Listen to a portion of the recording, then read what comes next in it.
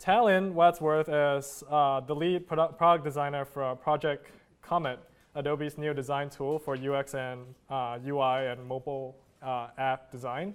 As part of XD, Adobe's internal design team, Talin has led many 1.0 product initiatives, including the launch of Creative Cloud and Adobe Sketch for the iPad.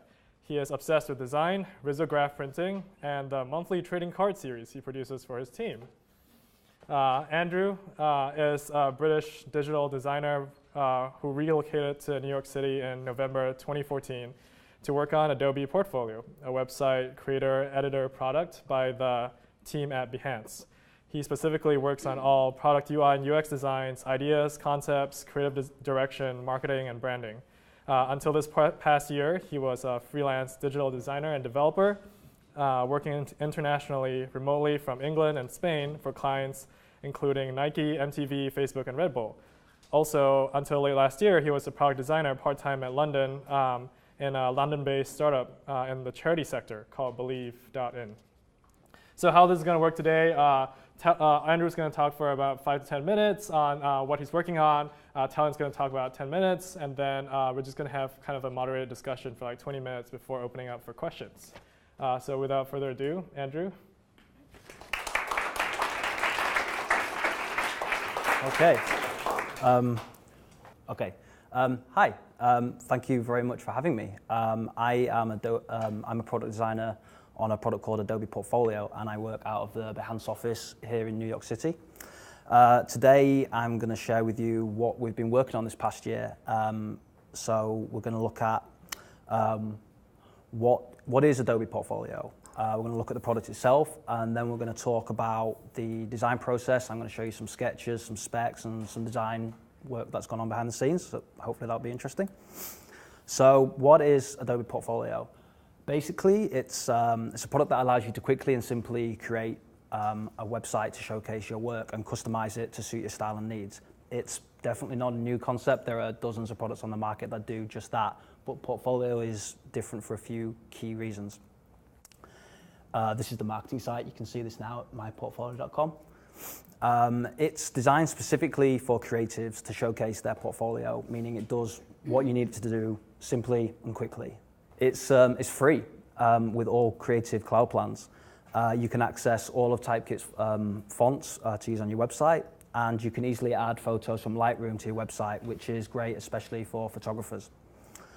But the thing that makes it most unique is that it syncs with Behance. I'm hoping people have at least heard of Behance, so I don't have to explain that. The idea being that you can create a beautiful custom portfolio site and sync it to your Behance profile, where you can gain invaluable exposure for your work on a creative platform used by millions of creatives and also people recruiting creatives, importantly.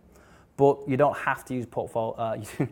We hope you use Portfolio. You don't have to use Behance if you don't want to. You can use Portfolio on its own without syncing with Behance. The choice is yours. So, like any website builder, you need a starting point. So one of the many things we needed to design were layouts geared specifically for showcasing creative work. We're launching with 5 layouts. I'm actually going to show you 6 here. There'll be one following shortly after. They're all responsive. And they aim to cover a variety of styles to suit different tastes and creative fields, just like Behance does. So I'm just going to click through. So, and now onto the editor. How do we build these things? The product must enable the user to quickly and simply edit their website. The editor needs to be simple, clean, and beautiful. It should empower the user to easily edit anything they can see, manage content, responsively preview their website, and publish and update a live website. I'm just going to go through a few slides now, which will basically show some of the screens from the editor to show some of the core ways that you can edit content. So here we're going to see resizing and cropping of images, direct access, anything on the page so you can edit, managing content, adding content, responsively previewing, this time in tablet portrait and mobile portrait. Switching to a different layout at any time, which is very useful. and finding a typekit font to use. You can browse all the typekit fonts, and you can very quickly change out the fonts to see which works best for you. And of course, adding and editing pages. So how did this all come together? My role as a product designer on Portfolio has changed very dramatically over the past year. As a digital product progresses, so too does your role as a product designer. So to go back to the start, Portfolio is actually the evolution of an existing Behance product called ProSite. This is just a marketing site. So there's a lot we can learn from that product. It's 5 years old. That's a lot of information. What worked well, what didn't. Also, what we know of the creative community through designing and growing the Behance network over the years and is invaluable in understanding how to build a product like Portfolio. So understanding your audience is a great starting point. So I personally spent a great deal of time absorbing all this knowledge by talking to people at Behance, asking questions, making notes. And just to say, I always start with a pencil and sketchbook. That's my personal preference. Maybe I'm old-fashioned, but writing and sketching really helps me to focus, and ideas flow from there. So pardon the crude scans, but this is just a quick scan of my sketchbook. Sometimes I simply write words I associate with the product. I hope there's nothing bad written here. Or at least what it needs to do just to get it out of my head. It really does help. It helps to unclutter the mind and focus on what's important. The sketchbook work naturally evolves into UI sketches. Sometimes I'll sketch a feature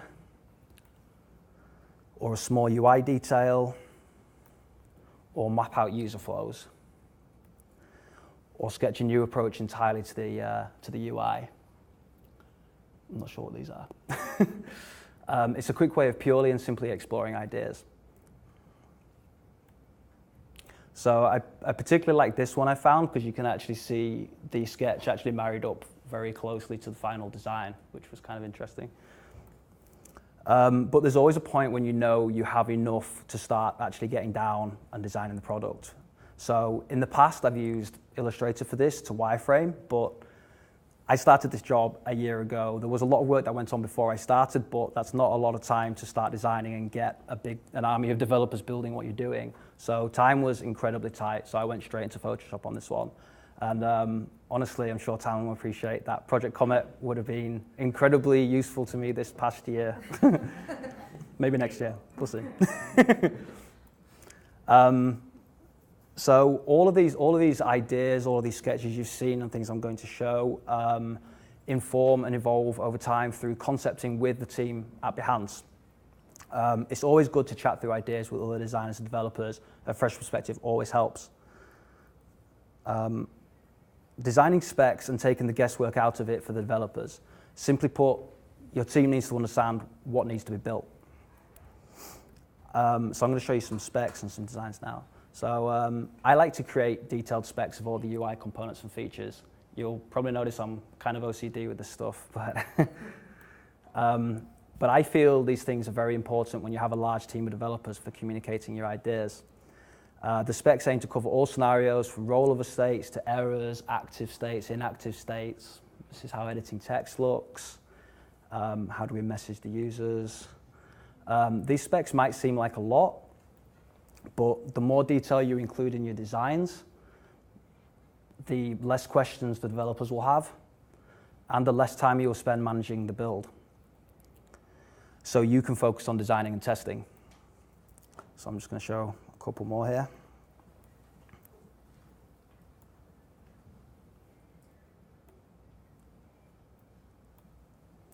Also, the nice thing about taking the time to create these UI kits is that it's really easy to update the designs in the future.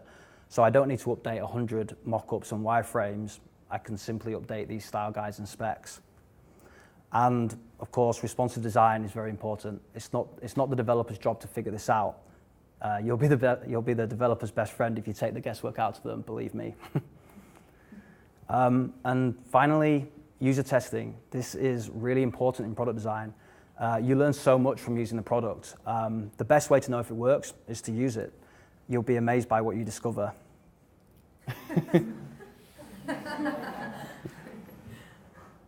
I have no credit for this, sorry. But the point being, people don't always use the product the way you expected them to do. But that's good. That's a good thing.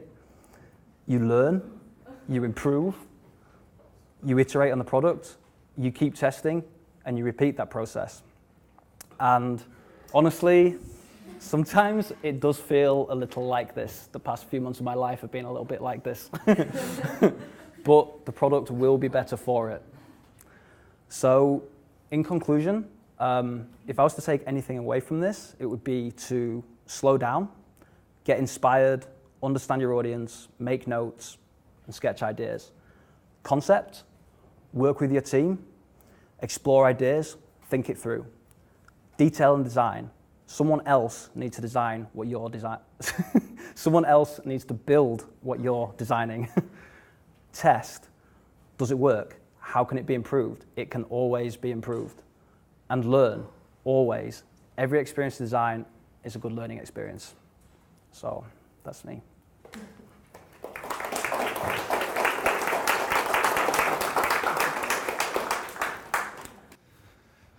Great. All right. All right. Hi, guys. Let's see. Tonight, we're going to talk a little bit about kind of what we do at Adobe. There's definitely going to be some overlap with Andrew and I, but I think that's okay. Repetition is how we learn, right? That's how we do it. Right. So this is me. I'm the lead product designer for Project Comet, which we just announced here this year at Max. We'll get back to that.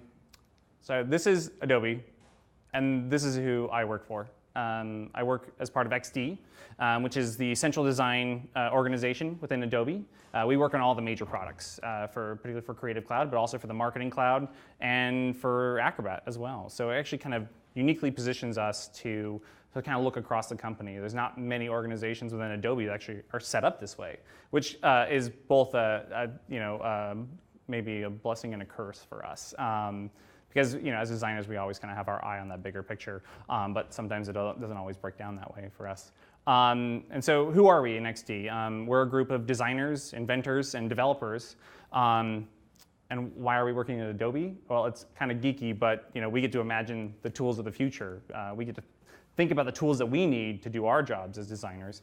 And sometimes we get to make that real, which is kind of a crazy opportunity. I mean, we have such sort of emotional connections, all of us, to the tools that we use every day. We're craftsmen as well as designers, and we need these tools to help us do our jobs. And it's pretty awesome to be able to do that, to design those tools. And this is very similar to what I think something Andrew just shared as well. And this is our process. And I think as designers, we all do this. And there's not just the full process. This is the tiny little loops that we're always doing. We're always trying something, looking at it, just seeing it, testing it in our own minds, and learning from that and moving on and iterating as fast as we can. And really, speed becomes our most important sort of tool, really. The more ideas we can see, the more ideas we can test, the more we can learn and come to a better solution. But of course, our challenge right now just seems to be growing. Design, I don't want to say it was a simpler game. There were much more sort of different components at play, but we're living in a time when the things we're designing for, the places we're designing for are changing so rapidly, and the possibilities are pretty much endless. And we're designing for things we don't even know what they look like yet, which puts a lot on us, I think. And particularly because design's role is just becoming a more integral part of any business, which again just adds to the demands. Of course, visual design. We already know all the things that we have to do here, and I think Andrew's, some of his comps that he showed us, which were probably a small slice of all the things that we have to do as designers. That's our main job, really. We got to make things look good. But of course, now we have to think about how it moves and how it feels, and how it transitions in the choreography of pieces, kind of within screen and then across screens.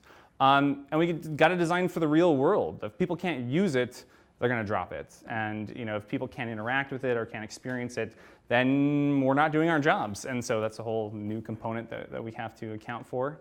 And of course, the biggest thing is that now that we have all these things we have to design for, the design has to be cohesive and tell a story across pretty much anywhere it gets applied. And again, these are just all these demands that we have. And of course, tonight what I'm going to share with you is a little bit of how we do that at Adobe. I think Andrew showed some great things as well. And we have all these problems, and how do we solve it? Well, for visual design, this is very similar to Andrew's comps as well. I could have just swapped them right in here. But this is actually an Illustrator file for the designer on Adobe Fix, which is a new app that we launched this year. And he's pretty detailed. And this, I think, is exactly Andrew. I mean, everybody kind of knows this file. I mean, and they're really pushing the legacy tools to their limits, which is crazy. I mean, we know the limits. We know how many things we can add before Illustrator starts chugging along, or Sketch or any of the tools start breaking. Like we've met those limits, which is crazy to think about in the age of like modern software where it feels like we can do anything. We're still limited by the scope of these tools. And we're just pushing them to our limits. All the icons are all specced out of here, and all the exporting is all done directly from this file. It's crazy. Yeah. And of course, the most important part of our job now in solving these problems is prototyping. A prototype is worth 1,000 meetings, basically. If I can walk in and I can give this to you in your hand and you can interact with it, we know immediately whether it works or not. And so we're using all the tools, and I think there feels like there's a new one every other month. This is a InVision prototype from the amazing designer on Adobe Capture.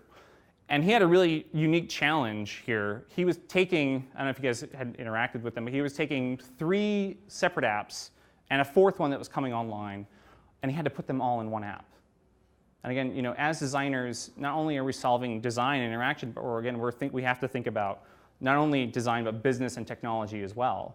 And so this was, how was he going to solve that problem of combining these apps together? Well, the only way he could do it, and I think come to as elegant a solution as he has, is by making a prototype. That's the only way he was going to solve this, to make it usable for both the users that have been using the apps previously and all the new users that are going to come in and try it when it launches.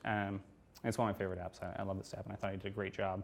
And of course, we're also not only thinking about the big picture, but we want to be a little fancy. We want to show a little flair, and so we want to think about how the little things move and blip and blop and do all the things on screen. And so, we're using, even more complex tooling to do things like here. This was a prototype that we used for Project Comet, actually, to tell basically the developers how we wanted, and the software engineers, how we wanted the UI to interact in the panels, to do something new. And the only way we could do that is create this prototype, which was created in Framer.js. Again, a tool that it definitely skews to the more kind of pro end of the spectrum, but it allows us to really put our hands on it and really focus on this small interaction piece. And of course, this is the big one, and this is about bridging that communication gap and delivering all these assets. But what's fascinating to me here, and this is from Aryan Bazadi, who was the designer on Capture as well, is that he created this amazing, this is above and beyond, amazing interactive style guide for handoff to a developer. And what I love about this was created in InVision as well. And what I love about this, what it says to me is that this is how tools affect our job. This is when a designer has at their fingertips from the beginning of their workflow, and they're already thinking about motion and interaction as well as visual design. Like, I think the sky's the limit. Like, what are the results? Like, what's going to happen? I want to see that day. And I think, again, like, I love this and I share it all the time just because, like, it's such a great solution to a problem that no customer is going to see this. But this was about, again, communicating and closing that gap. And that really kind of brings me to Project Comet. We have these problems, and we're trying to solve them using all kinds of tools. I mean, we're connoisseurs. We're out there just devouring every new thing to solve these complex problems that we have that are only going to get more and more complex as more of our life and our world end up kind of around us on screens and on cars and watches and other devices. And so how are we going to solve those problems? And again, I really believe that tools affect outcomes. So what's that tool that we can use at Adobe to actually design the tools that we want to make for everyone else? And that really kind of led to Project Comet. And so I'd show you guys the live demo, but I didn't know how much time we had. So I'm just going to share with you a couple videos of actually the working build. This is Project Comet, so brand new UI from Adobe. And again, one of the things that we wanted to do was bring motion and interaction together. But we wanted to take the opportunity when we're designing from scratch to rethink some of the details, particularly focused on speed. And this is showing off a feature that we call the repeat grid for right now. What it allows you to do is that we looked at the ways in which we work and looked at the patterns in which we design, and we thought, how can we make that faster? And so we built a tool that basically can convert any object on the canvas and then repeat it infinitely. But then the really great thing is that now that they're all there, and whenever I change something, it propagates down the list. Well, now I can start rearranging and trying new ideas. And I'm not worried about, again, like editing each individual mask. I can take a whole group of images and just drag and drop them into my layout. I'm not worried about, again, like changing and handling. I said, like, before we'd copy and paste, and we'd be having to go through and edit, all of those individually. We'd have to make a style to make sure that if we had some idea came to us and we wanted to try something new, we have to go back and either plan ahead and make a style or change them all by hand. And again, we thought, how can we make that better? And so now if I make a change to a style, that propagates, but if I change the content, that doesn't. Of course, the drag and drop is my favorite part. I could just kind of do that all day long. But again, it's all focused on speed. I just need to be fast. And then I said, when designing a brand new app, we kind of have an opportunity to think about those details. And of course, the key thing here is marrying, design, visual design, and interaction and motion. And so here, this is showing a video of just wiring up interaction. Like what happens when the same tool, they're all together, and I can quickly just select an object and make it interactive and tell it where I want it to go, and really define that kind of high-level UX flow of my document. And it's just so easy. I mean, this was a design I had from really early on in the development process, and I wasn't sure it was going to fly. It seemed kind of, I don't know, but it just ended up being so delightful. And I think, again, when designing a brand new app, we're also, particularly one that's design focused, we always want to have those things that, again, are not only fast, but also maybe just a little bit of fun in there. I think it always kind of, I said, you didn't have to do it that way, but it just felt a little better. And then, of course, we're also creating kind of a live connection. So whenever we're previewing it, again, I'm not stopping and starting, and we have those processes in our day that are kind of like death by 1,000 cuts, where we're always going back to this panel, back, undo, and we wanted to create this live connection. First, we're starting on the desktop, but we'll also have it on the device, where whatever I change is immediately sort of seen in the preview window or on my device. And this is where it gets really crazy. So you saw the drag and drop from a data source, which is a local sort of folder of files that I had. But we thought, well, we made this container now. What can we fill it with? And so we're going to do the repeat grid here. But we thought, well, what if we could actually pull from another data source, like a text file? Actually just drag and drop that right in as well. Again, really, like instead of just me coming up with those names, like actually using real content. Those are the real names of my team members. Or using a built-in data set.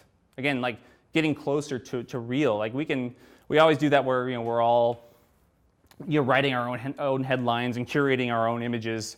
But what if we were that much closer to designing for the real world? Because the minute we hand off that beautifully designed comp with all the right names and all the right sort of things all dialed in, we send it over to a developer and it breaks it. So how can we, again, put in our workflows us that much closer to the real world and the real data? And so actually now we're actually going to go out to Behance here within Project Comet, and try and just grab some images from a real source. And there they are, right in my design. Again, I think what this gets us when we're connected to the real world is that I think we design better, and we design for edge. We don't sort of just think of the edge cases as an afterthought. We're designing for the real people using the real services And I think that just makes us better designers, and it gets us away from, again, like making the perfect comp. And I think we're also designing for people who maybe aren't well represented in design currently. And I think it just opens up a world of possibilities for us. And of course, we also get to do something a little forward thinking. And this is just a thing I threw in here, which is actually showing some great work from a developer I work closely with in XD about that real connection to our device. And I had this dream what if I could have access to my design anywhere I am and actually be able to possibly make changes to it wherever I might be. And so not only are we looking at ways in which I can do all this great stuff on the desktop, but actually change my design on my device, wherever I am. And what are the possibilities then? So thanks, guys.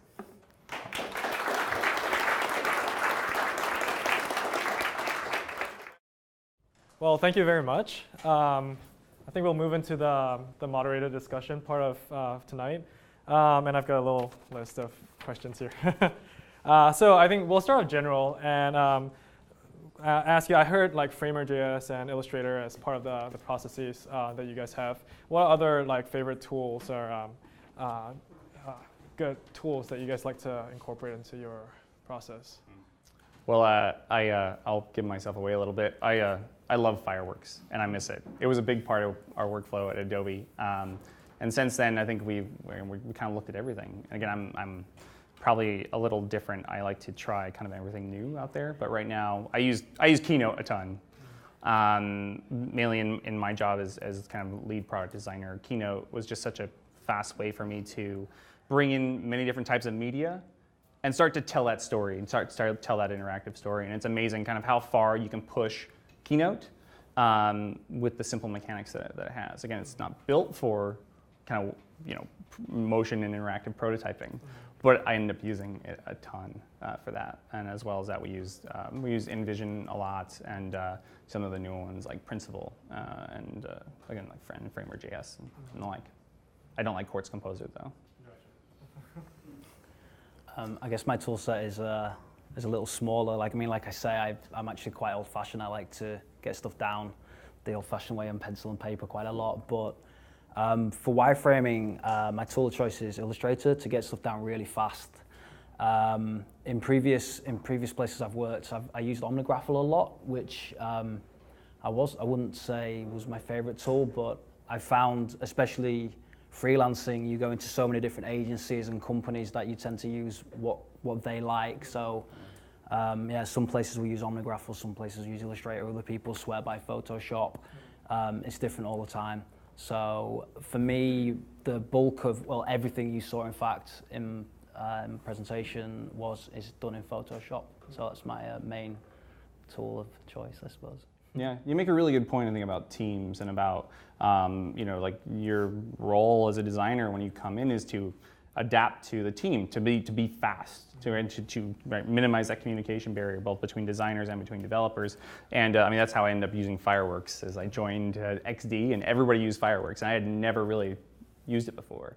I ended up loving it, but again, like I think that happens a lot. And right now, the problem is that a lot of designers will go into a new design team, and they'll be picking up something new every month.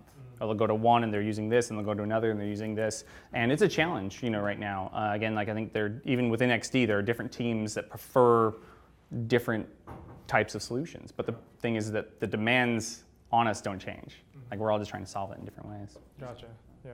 Because that's one thing to keep in mind when you're doing freelance work is that you have to bounce around the tool sets you and have the processes. to adapt. Yeah, yeah. And how do you keep up with the latest design trends or innovations? I guess that's easy for me. In terms of keeping inspired, and it's really Behance. I mean, if you go and follow me on Behance, I have a lot of followers on Behance. I use it a lot. I've used it for about 7 years now, and it's been very kind to my career. So I'm kind of a power user of that. I spend an abnormal amount of time on there. I also like to look at other sort of design inspiration sites like Awards and Site Inspire, and I've got various things that drop in my inbox every day. I forget half of their names. They've just been coming to me forever. But yeah, I just like to keep inspired, and I actually think medium.com is really great for that as well. I love to read articles on there. Yeah. I think a lot of mine just comes from real hands-on experience. I think I'm constantly sort of inspired by the work of other interaction designers and app designers. Just out there. Like you download, like I think Facebook just killing it. I feel like I'm always looking at whatever they're doing. Mainly just to get a sense of what's possible. I think that's what's really fascinating is as we grow with these devices that there are just some amazing designers who are just taking advantage of it. I think I need success now so I can see what's going on with 3D Touch, and a lot of it is just about keeping up and being excited about what's possible. You mentioned Behance, so I thought we could jump to that question. So. Sometimes like you see designers just managing like different portfolios. They have like the community-based ones like Behance, Dribble, and then they have their own personal site. What are you expecting designers to do with Portfolio?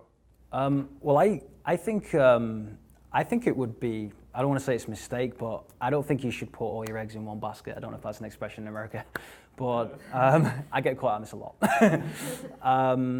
Just having a website and expecting people to go there and find you on that is kind of naive. It's like a shop. The bigger your shop window, the fancier the things are in the shop window, the more people will come into your store.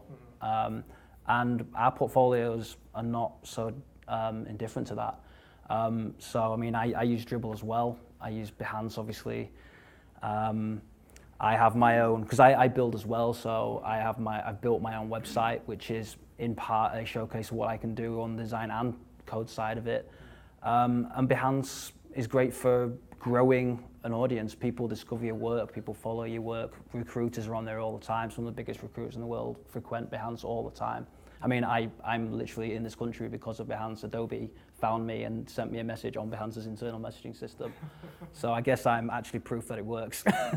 You responded. Yeah. I don't know if I answered the question. Yeah. Do you find that people keep like a certain type of works off Behance and others like on their own site? Yeah, you tend to see, Behance and Dribble are kind of similar like that, I suppose. You see, like Dribble will have a lot of kind of concept work, kind of pie in the sky, look at this amazing drop down. It probably will never live on a website anywhere, potentially, but in its own isolation, it's a beautiful piece of interaction design, but it's not particularly realistic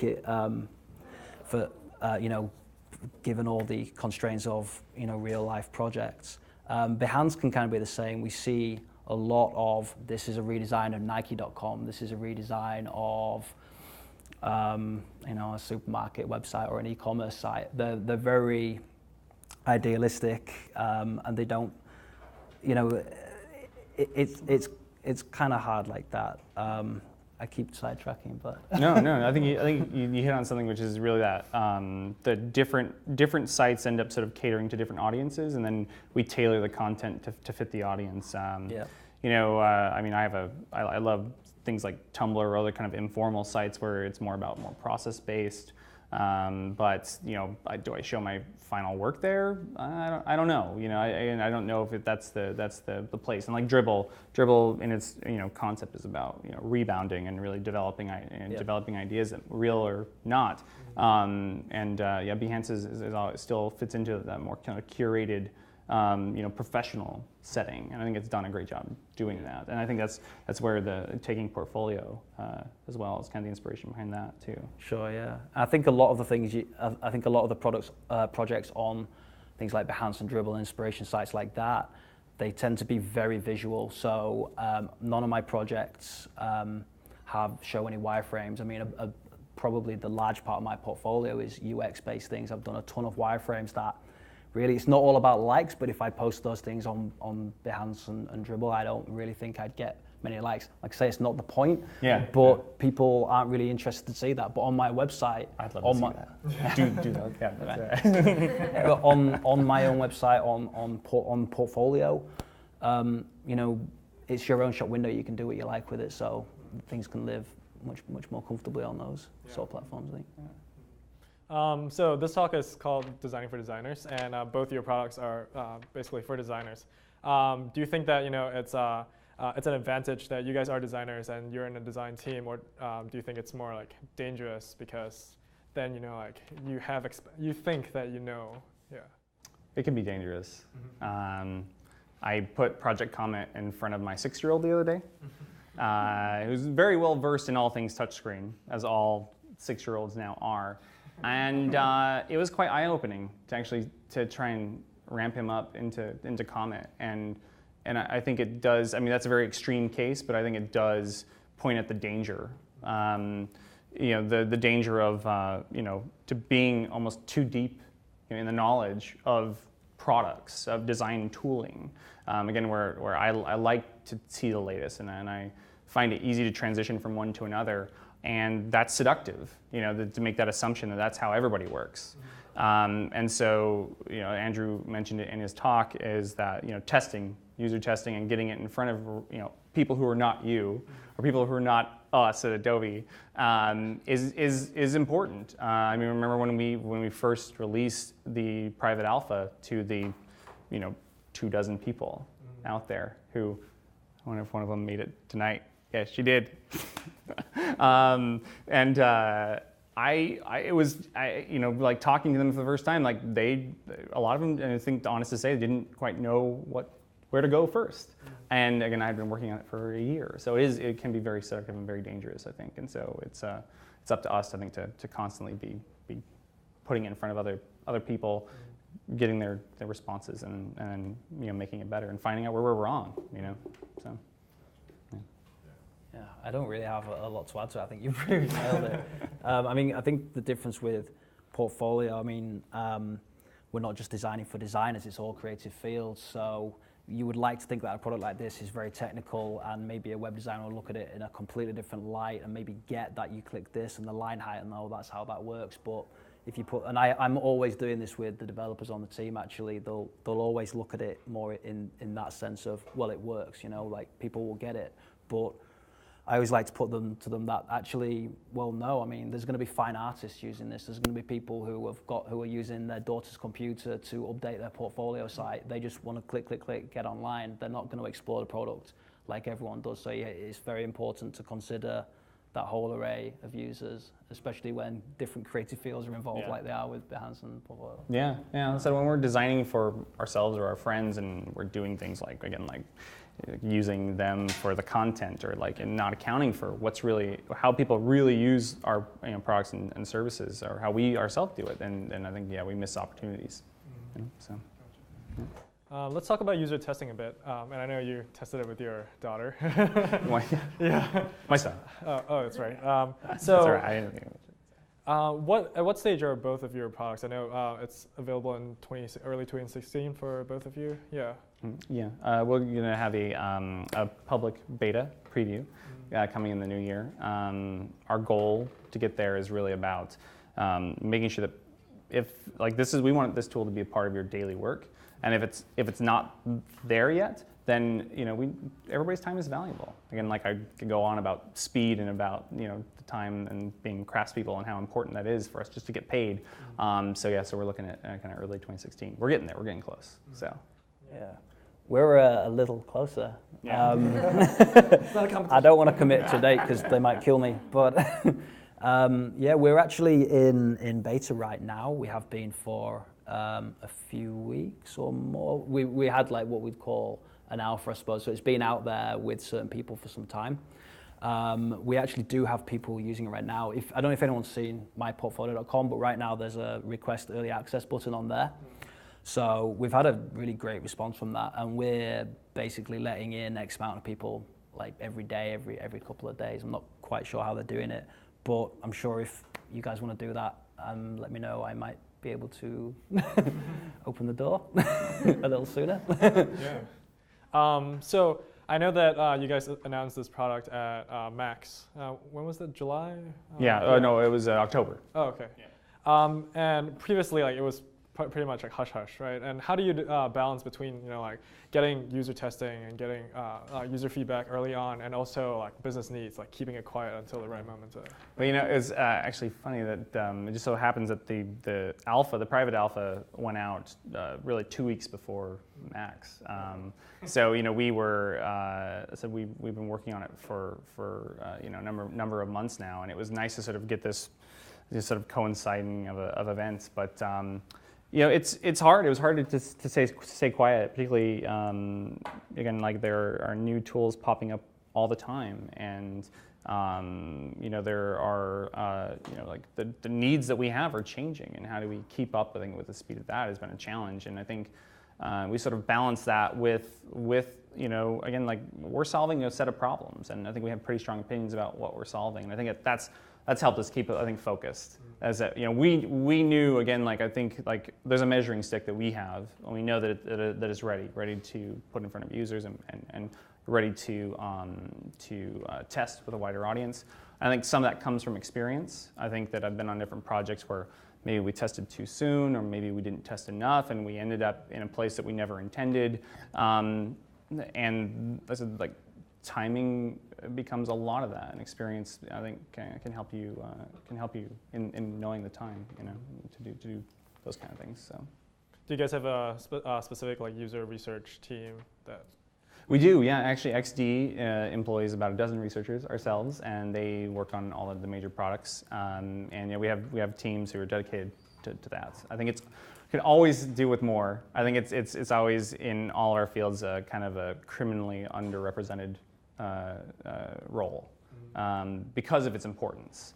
And again, I think a lot of the testing comes from us using the products ourselves. And again, that's seductive, and that can be a trap. And so it's always helpful when you have someone who's dedicated to listening. That's kind of the key thing with user testing. And not all researchers can do that and do that well. And if you have one of those, then you hang on to them and fight for them every chance you get. So. Gotcha. Yeah. You mentioned designing for like different types of creatives. So are you also incorporating the different audience groups into testing? We don't have as much. That's harder, I guess. We don't have as much visibility as to who is actually requesting early access right now. We've certainly gone out to certain Behance members that we're maybe more engage with. I mean, we have a crazy following. There are like fanatical people surrounding Behance. So I mean, we can. I don't want to say use that. It's not the right term, but there are people who really want to see this product come alive. There are existing users of ProSite, the old product, who desperately want to see a responsive end product. And these people have, it's been good to work with people like that and get their opinions. Yeah. Right. Yeah. Talin, you mentioned using InVision during your process, and I know right now it's like there's an explosion of prototyping tools and also like sharing of the prototypes. Does what Comet does kind of intersect with what InVision does a little bit, or like you guys are like completely separate? Yeah, I think there will naturally be some overlap. Again, I think that InVision does an amazing job at the creating interactive prototypes and sharing. And so we definitely want to find ways that we can work with InVision, I think is kind of one of the goals that we have. Again, as well as, I think the needs are just going to continue to change. When we launch Comet, I think we'll be in a different place than we are right now. And so, again, we're both sort of thinking about how we can partner with the tools that are out there right now, as well as think about what's coming in the future and really setting up users with Comet and with things like Creative Cloud libraries, services like Behance, and how, again, we have an opportunity, I think, to put some of those pieces together for a product when we launch kind of 1.0. So, yeah. Let's talk about platforms a little bit. So you showed your like dream ideal state with like mobile. Do you see Comet going on like multiple platforms, and what's going to be different across them? Yeah, so we did something that I think was a little crazy, is that we decided to focus on a platform, at least initially, mainly for speed, and not only speed in development, but also speed of the product. We wanted to optimize for platforms, and we wanted to, we built some new technology from scratch to be the fastest, most performant app on the Mac, and on iOS as well. that's a decision that we made. And I think that, again, when you make a choice, there will be some other choices that you leave on the table. But we are looking to do the same for Windows platform as well as Android. And I think that's really just about timing and about, again, resources. We have I'm working with some of the smartest people I think I've ever met in my life. And only they can do so much. So again, just choices and trade-offs, that you make. I think, to support both, again, our design goals, our business goals, and our goals for technology. Mm-hmm. So. Yeah. How about Portfolio? I guess Portfolio is much more simple. I suppose it is a web-based product. There's certainly been talk of apps in the future to edit your portfolio, but for now it is web-based. So we definitely focus on things like Chrome because it's probably what 99% of the people in the office use. Right. But obviously we look at all the browsers. We make sure it works across platforms in that way. But maybe it's a little bit more straightforward with web-based. Yeah, that little prototype that I showed with the animated sort of side panels. Yeah. That was definitely one of the things that influenced kind of like going native. I think we want to be able to do new things, which is sometimes, again, a little bit crazy, but yeah, it's fun to get that opportunity. Yeah. When people talk about going native, sometimes I hear people discuss tailoring your UI to fit the operating system that you're working with. Does that come to your thoughts at all? Yeah, definitely. I think that again, it really comes down to time and resources and where you choose to focus. I think that when you go native, what you can do is you can take advantage of what's there, and I think that's what Apple has done in their world to make it easy for developers to take advantage of the capabilities. And you see it. You see the popularity. You see the amount of apps made, and you can't deny that. And I think that it's going to be more and more important as more people have the tools available to develop ideas. They will look at the platforms and make choices. And again, it's always about trade-off. And I think that, but what's fascinating is to see how the whole industry is moving forward and how we're seeing more and people are doing more with Android and with the material design language and with Windows 10. And those are a little bit newer, a little bit younger, but they're all going to come along and I think are going to take us someplace really amazing. So. Yeah. So besides the Adobe products, who else do you think is getting the product design right? Facebook. Yeah.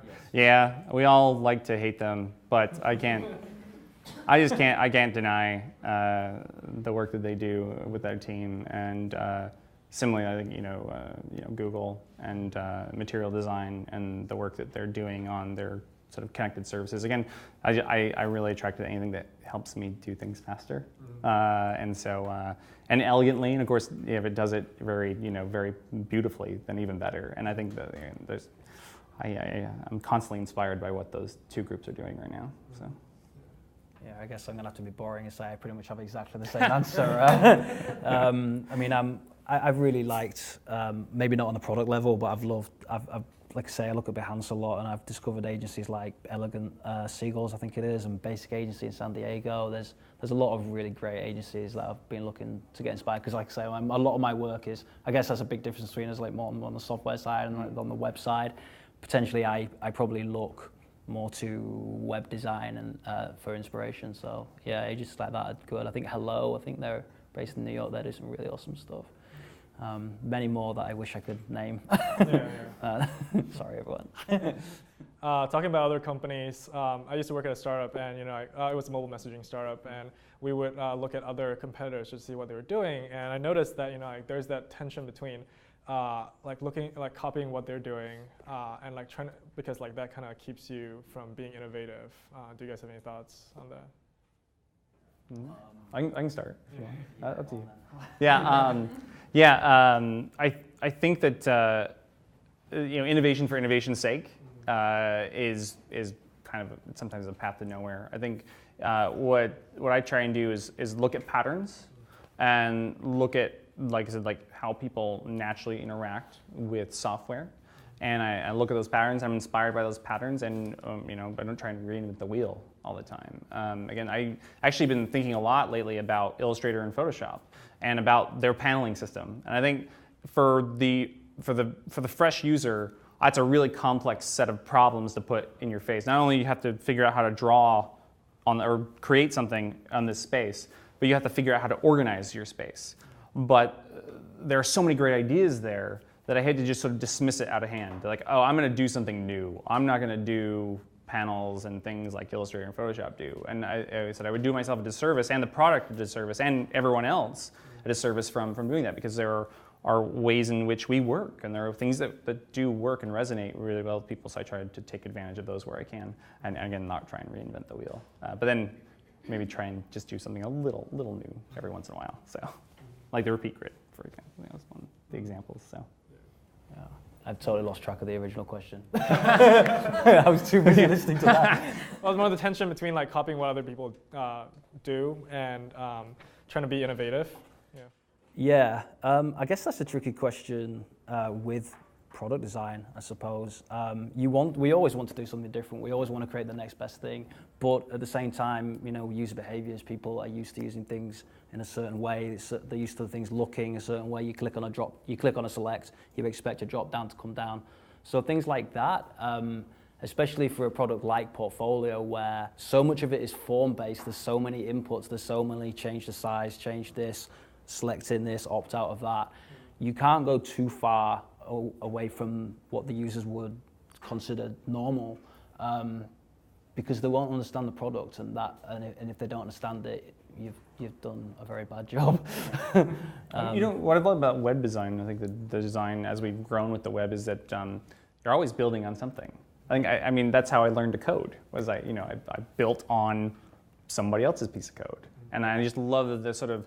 Again, I think I like the ethos of that, and I think someone like Bob Dylan speaks similarly about music, where you work within forms and then you find the way to put your voice to it. And I think that as creatives, we're always trying to do that. And I think when we try to say, and I think I did it a lot in school, which is I've got to do it original. I've got to do it all on my own. It's all on me. You've rested too much on you, and you crumple and you get crushed under the weight of that expectation for yourself. And take advantage of what's there. There's a lot of built-in knowledge. There's a lot of knowledge that we have culturally, and designers should take advantage of it. I think the good ones do. Yeah, and I think sometimes it's very easy to over-design these things. For these products, a lot of the time, this might sound corny, but there's 3 words. I said them in the talk actually, but there's 3 words that I always come back to. It's simple, bold, and beautiful. I know that's incredibly corny, but it is something I have. I mean, I've written it down in the sketches. It probably was in the slides there. But yeah, don't over-design it, don't overthink it. Just those clean lines. Just strip it back, design everything, and then just keep pulling stuff out and just keep taking stuff away and see what you're left with. Yeah. So one last question, and we'll open up. And this comes from Liz, so I apologize for putting you on a spot. So you guys are designers, and you guys have seen each other's tools. Imagine we are in a design crit. If you were to do a design crit of each other's tools, what is one comment you would give one another to improve on the UX, user experience of each of the products? Wow. I don't even know where to start. I mean, it's nice. Could be. When it's there's so much respect, I think, for any designer that puts the amount of work and care into products like Andrew did and showcase in the thing tonight. It's a little hard to come at.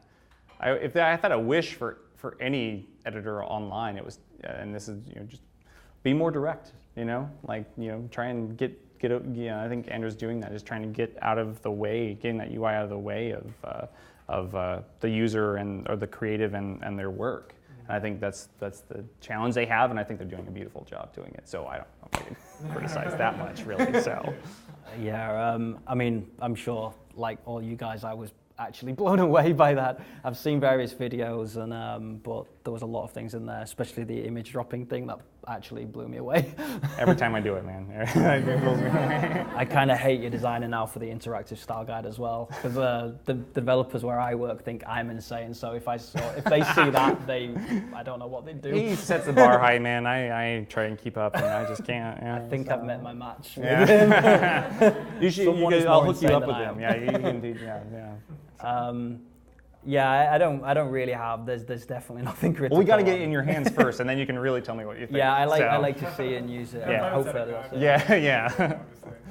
I would like to see the connectivity. I think, like you say, actually, I think it does it. It's not really a critique, but I'd love to see that connectivity of doing things on screen and then working with it on my iPad and iPhone. So that's really exciting. I'd love to see that. And we have a long way to go on the data stuff too, because that's I have you in mind when I'm doing something like that. So I definitely would appreciate any feedback on that when we get it to you. So for sure, yeah, I will definitely use it though. I mean, like I say, everything you just saw, especially with the prototyping side of it, would really have been invaluable for me the last year.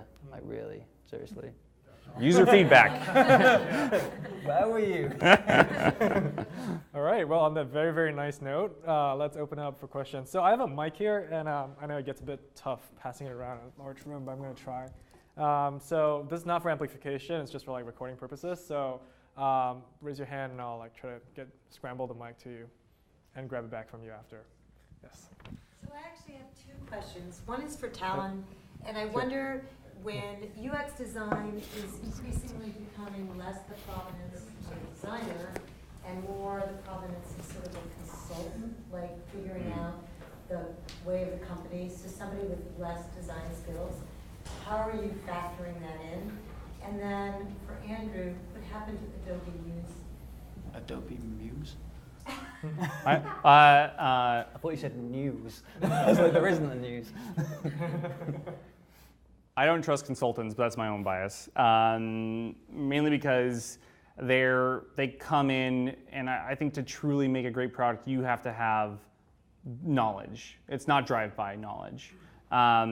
You've got to know the people that you want to use your products. You have to know the problems that they're facing, and I don't believe that, like I said, unless the consultants are very highly paid and have a ton of if you're hiring them for their knowledge of a particular group of people. No, I think meaning that they're figuring out they've got a business sense but not a design sense. Oh, sort of. Well, I have a I think that that business that again I think designers are increasingly being asked the question, and why they're playing a more central role is because they are having to think about business technology. And I think that what good designers also have to do is partner well with people who have, again, knowledge. I think that's the thing, is that wherever you're coming from, to build great products, you have to have knowledge, or you have to be willing to listen and to go out and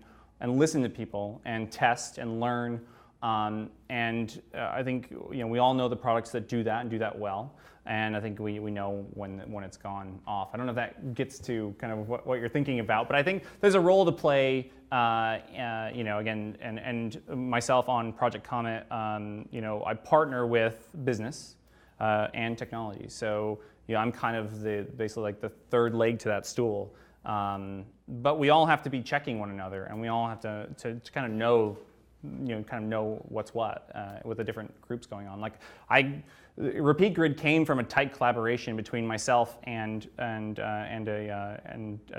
two really amazing engineers, and that's how the thing. It couldn't have gone any other way if I wasn't listening and they weren't listening and we were having a conversation. And it's the same with business. I think again, I like to make sure that people again approach it in the right way and are willing to learn and to listen. So. Adobe Muse, it's alive and kicking as far as I'm aware. Yeah.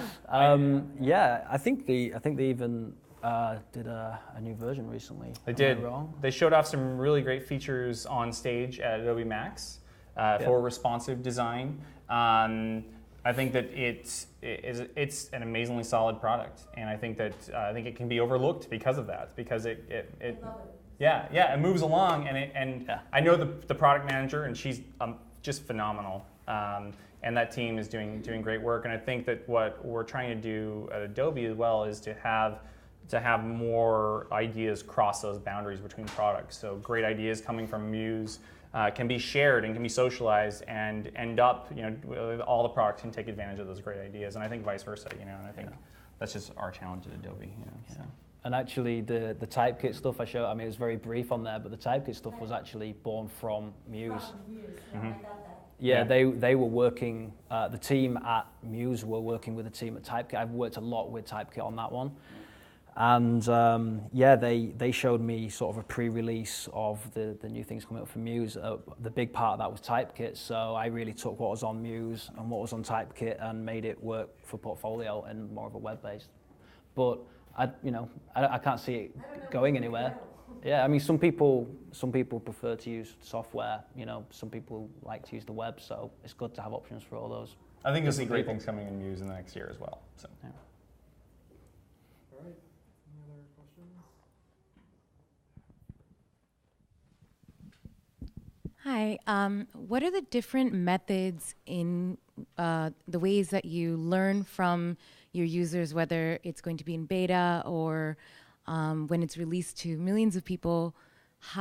What's the tangible way in which you, or in the different channels in which you learn from for usability purposes, as well as just understanding on a larger scale the appeal of the product? So how do we collate user testing? So yeah, when it's live completely, and what are the different ways in which you know what to change? For Behance, I guess that's much easier because it's more kind of baked in, I suppose, because it is a community. It's a community platform. So with that comes messaging. It's very easy to get in touch with the community team there, and they're a great. I mean, I would say that, but they are a great group of people. They're super friendly, and I think they're very, very good at what they do. And they talk to the users talk to them, and they come to us, and they'll come directly to the designers. They'll go directly to the developers to say, this person had this problem, this person couldn't figure this out, and then, I mean, a lot of the time, some of the things that you hear are kind of hilarious, as you'd expect, and sometimes it's a serious thing. It's things you didn't think about. So, if 1 or 2, 3 people start talking about something, it's time to seriously debate that, and then we'll, get together as designers and developers and discuss those things and do something about it. One thing we've been trying in XD is kind of taking a sort of like, I don't know, you can think about it almost as a sort of ground up sort of approach, where we have researchers who are actually ethnographers, who actually embed with studios, actually work very closely with designers and forming a relationship, again, looking for problems, looking for things that they, and how they work. So we do that. It's very personal one-on-one. Then we do kind of much more sort of direct user testing. Again, this is all about how we kind of scale up, where usually they're testing a prototype or the real product, and it's really focused on a small set so we can have them really engage with us and give us direct feedback. Again, these are the users that I think are willing to put in a little more time. And then we have kind of wider testing that happens when we instrument products, and I think Behance has a real great advantage because they are a web product and that instrumentation is all built in from the ground up. Again, for Comet being new, we're actually building a lot of that right now ourselves, so that when we come to a point where we can release wider, again, it changes the type of feedback we'll get because we just can't scale up to support that. And so it'll change how we then sort of bring that data from the app itself, and then how we interpret it. And I think some of it, I think Andrew hinted at this, some of it is well, this is something new. So we know what we're looking for a response, and we know where to place it. Where some of it is really just about hard data. They're just not doing this, and we thought they would, and they didn't. And then we have to really look at why. And one of the things that we're trying to do to make sure we know how these placed is that we put them in what we call well, it's a funnel, basically, similar like I said, where we feel like this is what success is, and then these are the steps that we imagine that someone would take to get there and be successful. And then we put in basically those flags at kind of every moment, so that we know, and again, we have a really strong opinion, because sometimes you can instrument everything and then you have to sort through all that later, and we're trying to do a lot of that work up front. So I don't know if that's a little deep, but hopefully that's some good information. Yeah. So. That's kind of a good point, though. I think you do learn a lot from how people use the product, like we said. But you can automate a lot of that. Are people clicking, how many people are clicking this? No one's ever clicked that. That's probably bad, because that's quite a key feature. We can do this through analytics, and there's all sorts of metrics we can set up. And you learn, it's not just user testing, you learn a lot from just, pure statistics, which is, you've got to analyze them. both these products are going into markets where there are established winners. How do you guys, while you're designing, how do you guys think about the competition? And I'll just name them, like for Portfolio, maybe Squarespace, and for Comet, Sketch and InVision. Yeah, you wouldn't believe how many times someone said the word Squarespace to me over the past couple of months. You know, it's hard to know how to term this. I don't really see them as competing products. I mean, obviously in many ways they are, but I do feel like Squarespace is a great product. It's a beautiful product. But it's a much broader product. You know, you have everyone from, I mean, I get wedding invitations from Squarespace. I get, obviously there's a lot of designer portfolios on there. You get, you know, there's restaurants and cafes with their food menus up there with a simple book at your table now. So they have a really broad range of clients, and their editor has to account for all those scenarios. I think one place where Portfolio is very different is that I mean, it does what it says on the tin. I mean, it's why we called it Portfolio. You know, it is a portfolio builder. So we can really focus the product in on that. It does exactly what you need it to do, and not nothing else. But you know, the developers will kill me. It's a very clever product. But yeah, I'd say, you know, there are all these other products on the market, but I'd argue that Portfolio kind of, you know, really focuses in on creatives, on artists, on photographers, on graphic designers, you know, to just get online, you know, quick, fast, build a beautiful portfolio, sync it to your hands. Yeah. And of course, you had to bring up the two, but you know, I'm really inspired by them. I love both of those products, and I think that we're all kind of standing on the shoulders of giants when it comes to, you know, things like Photoshop and Illustrator and the like. And I think that we have a lot of shared knowledge that we build on. And I think that those two products in particular, I think they solved problems, and I think they resonated with designers because they solved the problem and said, this is for you. They targeted a group of people and they said, this is your tool. These are the problems that we're solving for you. And I'm constantly inspired by that. And again, I think that also I wouldn't be building Comet if it hadn't been for those two as well. So again, I think I owe a lot to those. And I think the way I work with them now is really, again, like as kind of a conversation. You know, when I see and I see new tools crop up, you know, designers were naturally competitive, but I think that, again, like I have chosen sort of focus kind of and have an opinion about what I want to do, and then I stay open to being inspired and informed by those other great products. I mean, I think, again, like I think one I failed to mention earlier with the question about who do I admire in the product space, InVision, you know, is right there at the top as well. I think they're just killing it right now, and I think that you know, I try not to get too, again, like everybody's developing and putting out new features, and you know, I think I have kind of the belief in the problem that we're trying to solve, and I think of the way in which we're doing it, and I think again, but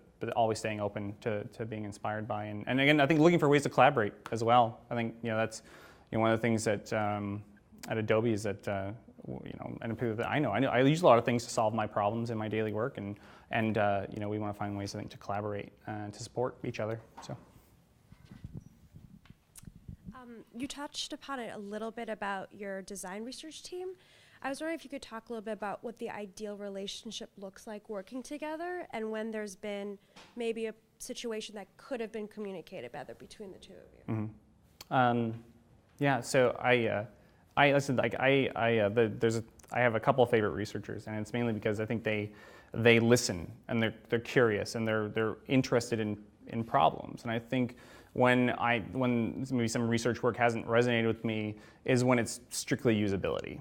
You know, it's strictly the numbers. You know, it's strictly, context is really important. And so, you know, you need a researcher who is embedded with and it's interested in solving the same problems.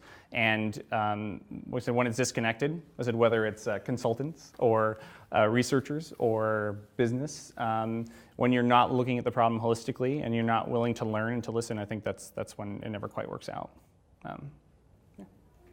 Yeah, we don't, no conflicts. I mean, we don't have as big a, like I say, you know, with Behance, I guess it's a bit more sort of baked in, you know.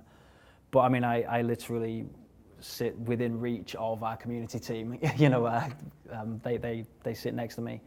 So you know, we just chat, and it's a great working relationship. And I think just generally, you just got to be open to what they tell you. Sometimes you won't always agree with them. You know, there's a lot of times where you'll fall out. There are with all of us. You know, so I'm sure there are many times the developers have wanted to kill me.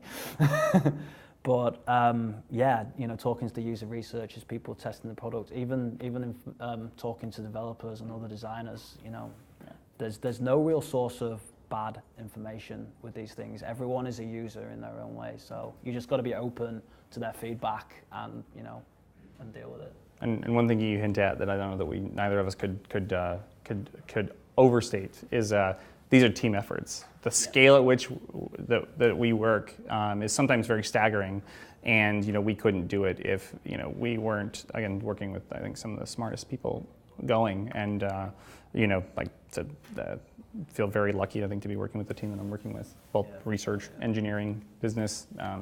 It's a really exciting time right now at Adobe. I'm a little biased. We've got but, some you know, very smart developers, both of us. So. I've got 2 questions. I guess I'll start with the first. How would you describe working and exploring with technology, with things like the repeat grid and stuff like that?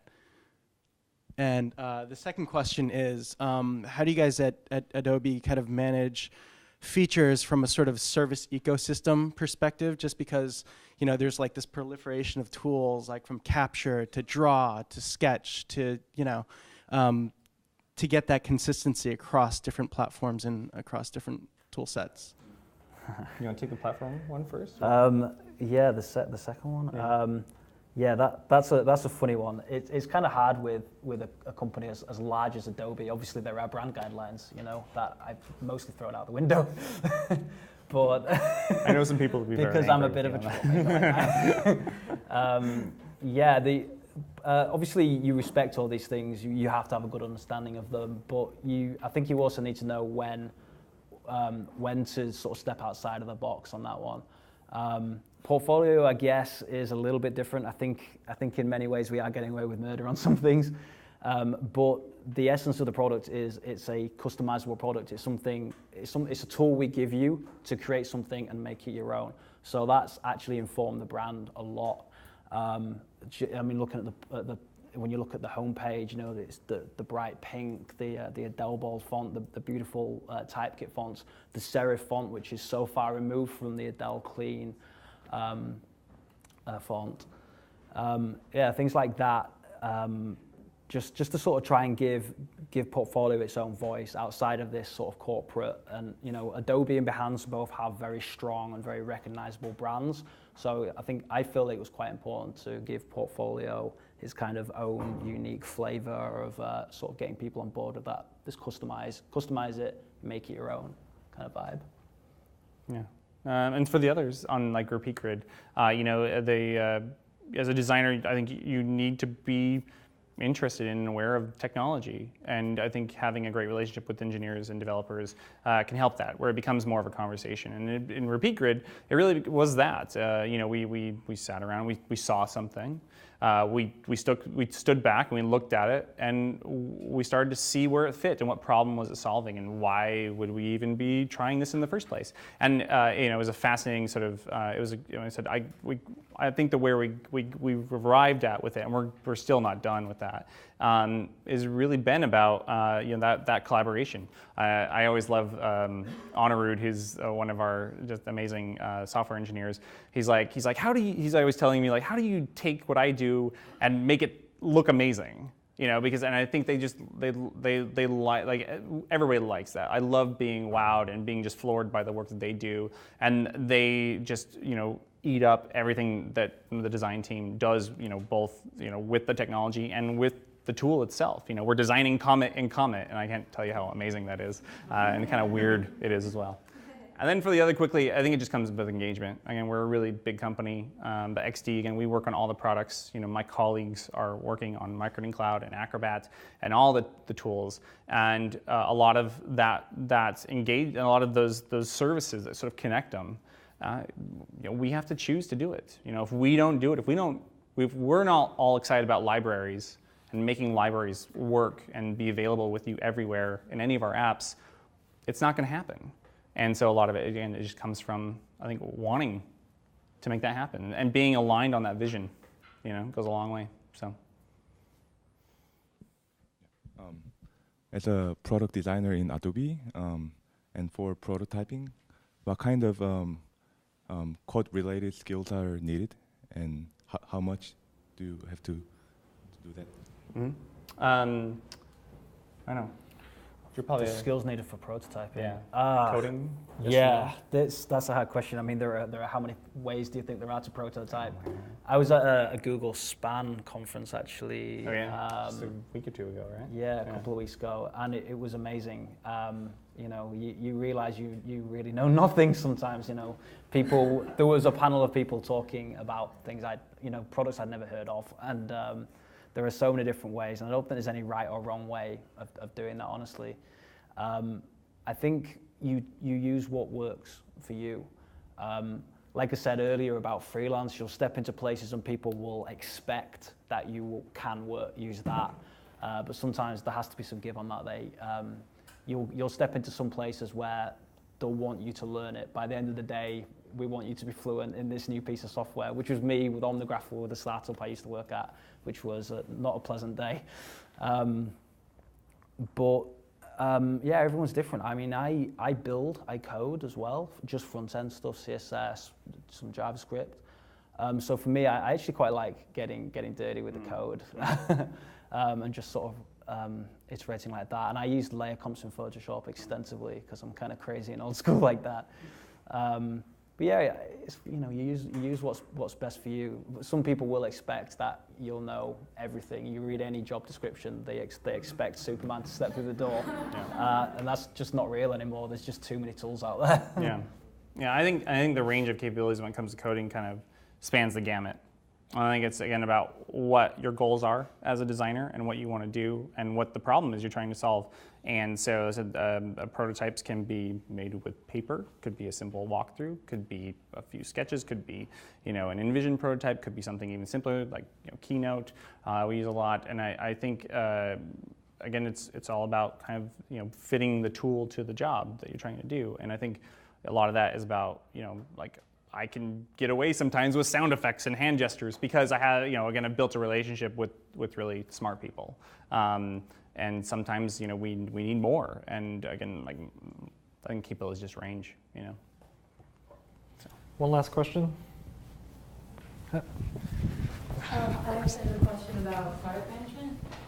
So you've worked with, hopefully, some particularly good product managers in your experiences, and I was curious if you'd ever found that they have any sort of common characteristics or capabilities that made them particularly good.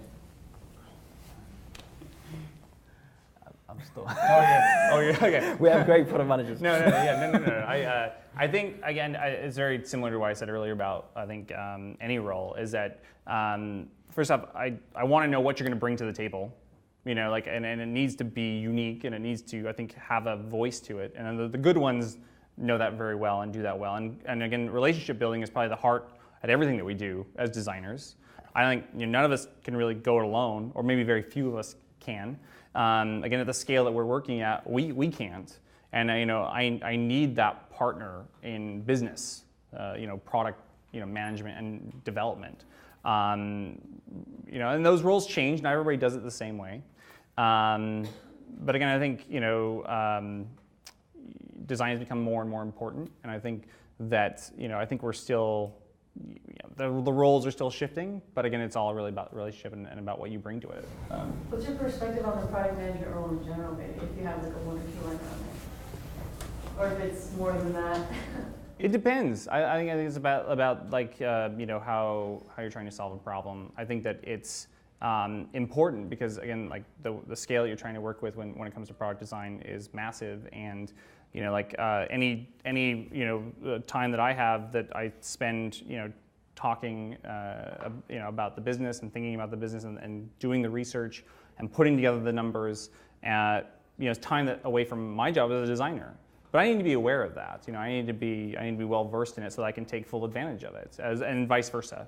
And so again, it's maybe a little wrong. Let's just say there are good product managers and there are bad product managers, and you'll see the bad style of product management go by the wayside, and you will see the ascendancy of a different approach again, which is more customer focused. And again, like we all have roles to play. So just so I quickly understand, that one bit of value that you were describing just before was that they sort of digest a lot of information and a lot of data, perhaps consumer insights that they then surface to you in the best possible way. So it's not time away from your design. Exactly. Very well put. You should come. Yeah, with a question like that, we'll always laugh because any designer has always worked with a good project manager and many bad project managers. It's kind of a dirty word in like ad agencies. Designers sometimes, but then again, people hate designers. You might know, yeah. I think, yeah. But I think a good project manager is actually maybe they're doing a good job when you don't really hear about them. They quietly kind of work behind the scenes. Or project or product manager? Product. Product. Yeah. Maybe we don't have as many product managers. Maybe you might know. Is it more related to product management? Yeah. Right, yeah. I'm kind of going on the project management, but Scott's still technically your product manager. Yes, that's the one now. Okay, we're answering different questions. All right. So, yeah, I love product managers. I have a problem with project managers. Why do you love product managers? Sorry? Why do you love product managers? Well, just saying that. I don't have as much involvement with them really. My time on this product particularly has been, I've basically lived in Photoshop and come up for air to see my girlfriend and play with my cat every now and again, Yeah, so I'm answering a different question, sorry. Great. With that, thank you very much, Andrew. Thank you very much, Talin. And thanks for having us, guys. New York City.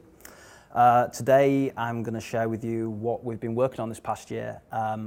So we're going to look at what is Adobe Portfolio. We're going to look at the product itself, and then we're going to talk about the design process. I'm going to show you some sketches, some specs, and some design work that's gone on behind the scenes. So hopefully that'll be interesting. So what is Adobe Portfolio? Basically, it's a product that allows you to quickly and simply create a website to showcase your work and customize it to suit your style and needs. It's definitely not a new concept. There are dozens of products on the market that do just that, but Portfolio is different for a few key reasons.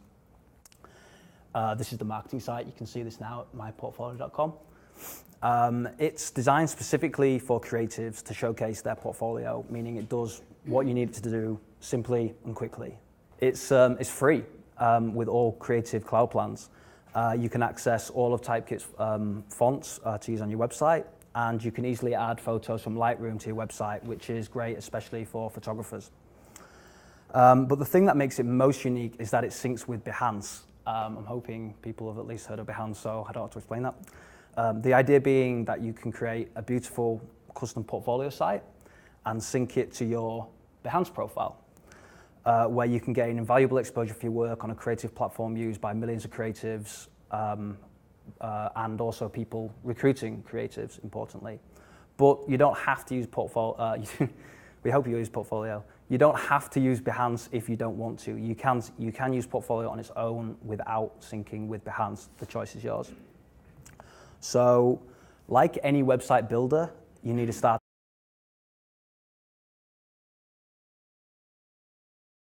Talin Wadsworth is the lead product designer for Project Comet, Adobe's new design tool for UX and UI and mobile app design. As part of XD, Adobe's internal design team, Talin has led many 1.0 product initiatives, including the launch of Creative Cloud and Adobe Sketch for the iPad. He is obsessed with design, risograph printing, and the monthly trading card series he produces for his team. Andrew is a British digital designer who relocated to New York City in November 2014 to work on Adobe Portfolio, a website creator, editor product by the team at Behance. He specifically works on all product UI and UX designs, ideas, concepts, creative direction, marketing, and branding. Until this past year, he was a freelance digital designer and developer, working internationally, remotely from England and Spain for clients including Nike, MTV, Facebook, and Red Bull. Also, until late last year, he was a product designer part-time at London in a London-based startup in the charity sector called Believe.in. So how this is going to work today, Andrew's going to talk for about 5 to 10 minutes on what he's working on. Talin's going to talk about 10 minutes, and then we're just going to have kind of a moderated discussion for like 20 minutes before opening up for questions. So without further ado, Andrew. Okay. Hi. Thank you very much for having me. I'm a product designer on a product called Adobe Portfolio, and I work out of the Behance office here. It has changed very dramatically over the past year. As a digital product progresses, so too does your role as a product designer. So to go back to the start, Portfolio is actually the evolution of an existing Behance product called ProSite. This is just a marketing site. So there's a lot we can learn from that product. It's 5 years old. That's a lot of information. What worked well, what didn't. Also, what we know of the creative community through designing and growing the Behance network over the years and is invaluable in understanding how to build a product like Portfolio. So understanding your audience is a great starting point. So I personally spent a great deal of time absorbing all this knowledge by talking to people at Behance, asking questions, making notes. And just to say, I always start with a pencil and sketchbook. That's my personal preference. Maybe I'm old-fashioned, but writing and sketching really helps me to focus, and ideas flow from there. So pardon the crude scans, but this is just a quick scan of my sketchbook. Sometimes I simply write words I associate with the product. I hope there's nothing bad written here. Or at least what it needs to do just to get it out of my head. It really does help. It helps to unclutter the mind and focus on what's important. The sketchbook work naturally evolves into UI sketches. Sometimes I'll sketch a feature or a small UI detail or map out user flows or sketch a new approach entirely to the UI. I'm not sure what these are. It's a quick way of purely and simply exploring ideas. So I particularly like this one I found because you can actually see the sketch actually married up very closely to the final design, which was kind of interesting. But there's always a point when you know you have enough to start actually getting down and designing the product. So in the past, I've used Illustrator for this to wireframe, but I started this job a year ago. There was a lot of work that went on before I started, but that's not a lot of time to start designing and get an army of developers building what you're doing. So time was incredibly tight, so I went straight into Photoshop on this one.